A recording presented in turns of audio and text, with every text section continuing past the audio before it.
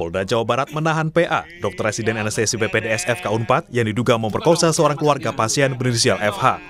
Polisi juga sudah menetapkan yang bersangkutan sebagai tersangka. Tersangka memerkosa korban dengan modus mengecek darah.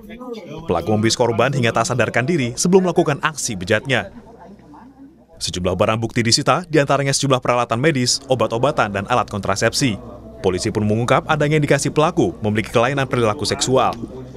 Dari pemeriksaan beberapa hari ini memang kecenderungan pelaku ini mengalami sedikit kelainan dari segi seksual ya. Jadi begitu juga dengan hasil pemeriksaan dari pelaku ini, nanti kita akan perkuat dengan pemeriksaan dari psikologi forensik, ahli psikologi maupun psikologi forensik nanti untuk tambahan pemeriksaan, sehingga kita menguatkan adanya kecenderungan kelainan dari perilaku seksual pelaku. Sementara Universitas Padjadjaran telah memutus studi dan mencabut status mahasiswa tersangka. Tersangka kini tak lagi bisa berkegiatan di kampus maupun rumah sakit.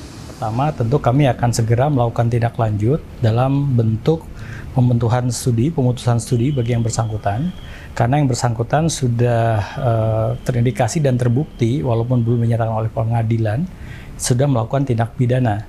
Sehingga kami akan segera mengeluarkan dan ada aturan internal di Unpad yang menyatakan bahwa setiap mahasiswa, dosen maupun karyawan yang melakukan tindak pidana akan kami berikan sanksi sesuai dengan peraturan yang berlaku. Peristiwa terjadi pada 18 Maret dini hari saat tersangka bertugas di Rumah Sakit Hasan Sadikin, Bandung. Kasus ini terkuak setelah korban yang merupakan anak dari pasien yang sedang dirawat mengaku kepada ibunya. Tim Liputan Kompas TV. Polisi menyebut korban pemerkosaan dokter di Bandung, Jawa Barat tidak hanya satu, melainkan 3 orang, saudara.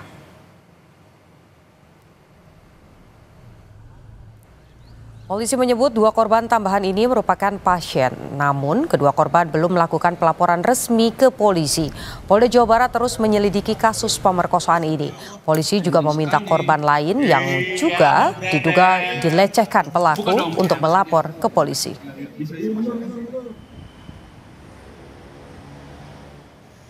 Keterangan pihak rumah sakit kan kita terus berkolaborasi dengan rumah sakit terhadap peristiwa ini untuk menampung manakala ada korban-korban lain. Dari keterangan rumah sakit sejauh ini sudah ada 2 korban lagi yang nanti juga akan kita lakukan pendekatan untuk dilakukan pemeriksaan sehingga nanti bisa menambah untuk korban-korban lain.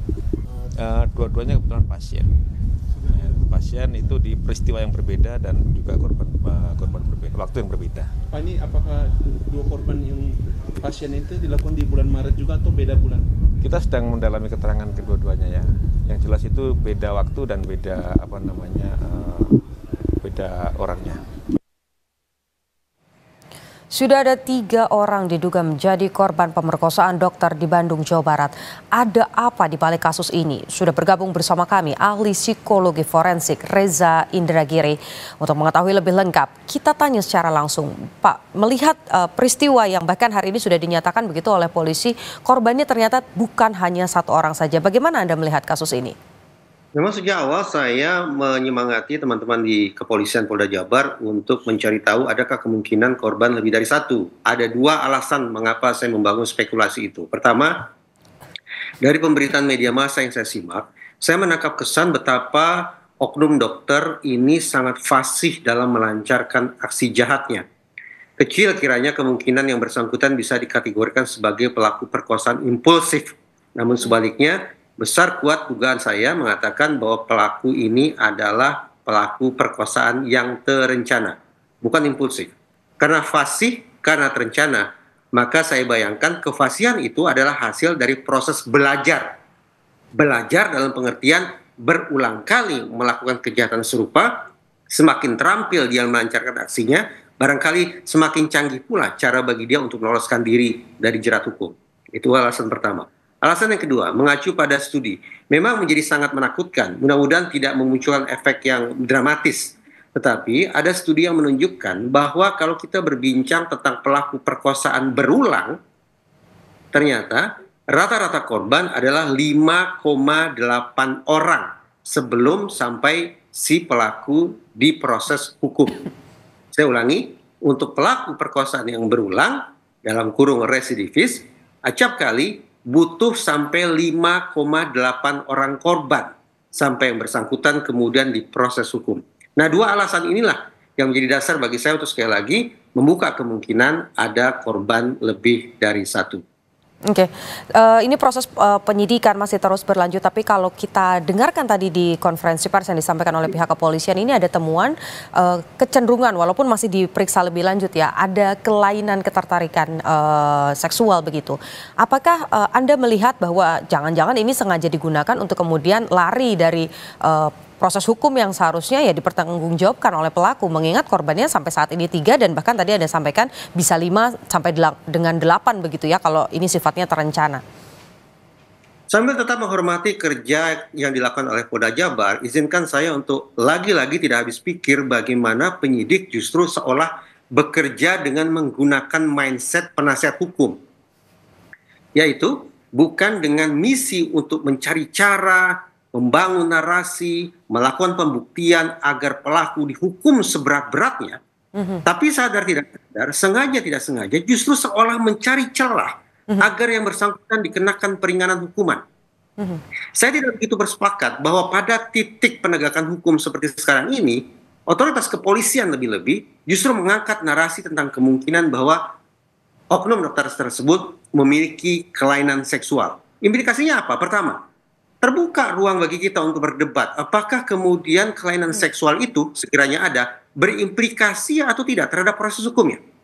Satu. Dan yang kedua, kalau tadi saya mencoba membangun anggapan bahwa oknum dokter ini terkategorikan sebagai pelaku perkosaan yang terencana, tapi kalau kemudian dianggap bahwa dia memiliki kelainan seksual, entah apa itu jenisnya, maka lagi-lagi terbuka ruang spekulasi bahwa jangan-jangan dia adalah pelaku perkosaan impulsif. Dua hal ini sekali lagi justru menggiring kita untuk suka tidak suka berpikir tentang kemungkinan adanya peringanan-peringanan, adanya pemakluman-pemakluman. Kita tidak lagi berpikir tentang punitif, menjatuhkan hukuman berat yang membuat sakit si oknum dokter, tapi berpikir tentang rehabilitasi. Memang Undang-Undang Tindak Pidana Kekerasan Seksual berbicara tentang pasal rehabilitasi bagi pelaku. Tapi saya yakin bahwa seluruh umat manusia pada saat ini ingin agar oknum dokter yang menakutkan ini dihukum seberat-beratnya. Mindset semacam itu yang semestinya secara konsisten dipakai oleh teman-teman penyidik. Bukan secara salah kaprah menggunakan mindset ala penasihat hukum terdakwa. Oke, kita tentu berharap ini peristiwa ini tidak terulang lagi begitu. Tapi yang kemudian jadi pertanyaan juga, Pak, tadi kan disampaikan bahwa ini ada indikasi sangat jelas ini bisa dilakukan secara terencana. Apakah kemudian bukan hanya korban yang bisa bertambah jumlahnya, tapi pelaku ini juga bisa bertambah jumlahnya?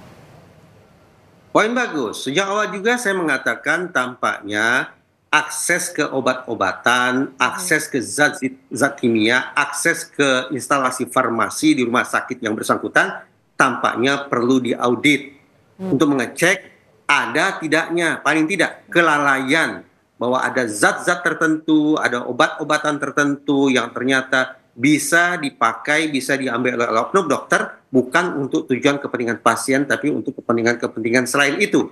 Nah, kalau ada oknum-oknum, anggaplah di bagian farmasi atau apapun itu namanya, yang ternyata melakukan kelalaian, sehingga akses terhadap zat-zat tersebut tidak terkendali, tidak terkontrol secara pasti, maka terbuka kemungkinan bahwa ada pasal-pasal pidana lain yang boleh jadi mengena ke oknum-oknum lainnya. Dengan kata lain, kita tidak lagi semata-mata bicara tentang kasus perkosaan atau kekerasan seksual, tapi boleh jadi ada kasus kelalaian terkait dengan masalah obat-obatan dan sejenisnya. Oke, kalau kita lihat dengan polanya begitu ya, walaupun kita tidak boleh mendahului proses penyidikan dari kepolisian begitu, tapi kalau melihat dari apa yang terjadi, siapa korbannya, siapa pelakunya, ini modusnya kenapa bisa terjadi begitu? Karena kan kalau masyarakat berharap ketika datang ke dokter pulang sehat begitu ya, bukan malah menjadi korban kekerasan seksual begitu. Nah, kalau Anda melihatnya, apa yang kemudian menjadi pemicu dan menjadi modus dari peristiwa ini, Pak? Kasus perkosaan harus kita anggap, harus kita sepakati sebagai kasus yang serius. Dari sekian banyak bentuk kekerasan seksual, inilah kekerasan seksual yang paling keji, sehingga sudah sepatutnya pelaku dihukum berat. Namun kenapa kemudian peristiwa perkosaan yang satu mendapat perhatian yang sangat luas dari masyarakat adalah tak lain tak bukan karena berlangsung TKP-nya adalah tempat yang selama ini kita asumsikan sebagai lingkungan yang menyehatkan. Lingkungan yang menjadi tempat orang untuk memperoleh kesembuhan, bukan untuk mendatangkan penderitaan. Itu satu. Dilakukan pula kabarnya oleh oknum dokter.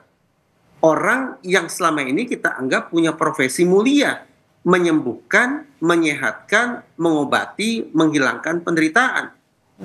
Kombinasi TKP plus profesi yang sedemikian rupa itu yang kemudian membuat kita takut sekaligus marah sehingga berharap bahwa pelaku dihukum seberat-beratnya sekiranya dia divonis bersalah.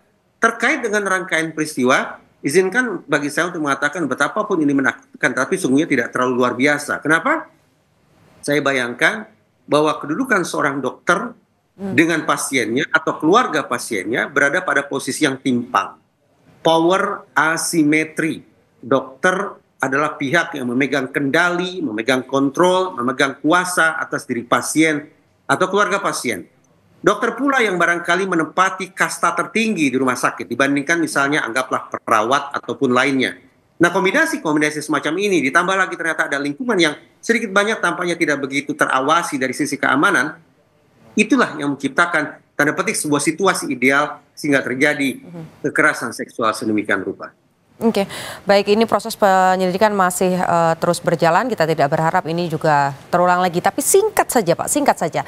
Dengan adanya kasus ini, lantas apa yang bisa kita lakukan? Singkat saja, yang bisa menjadi catatan untuk masyarakat dan tentu saja untuk institusi dokter begitu. Spesifik saya berharap pada kasus ini wajah dan identitas oknum dokter tersebut disebarluaskan secara masif. Disertai dengan narasi-narasi yang memberikan semangat kepada kemungkinan adanya korban-korban lain untuk muncul dan datang ke kantor polisi. Betapapun demikian, betapapun ada ataupun tidak ada laporan, kita harus insafi bersama bahwa perkosaan bukan merupakan delik aduan.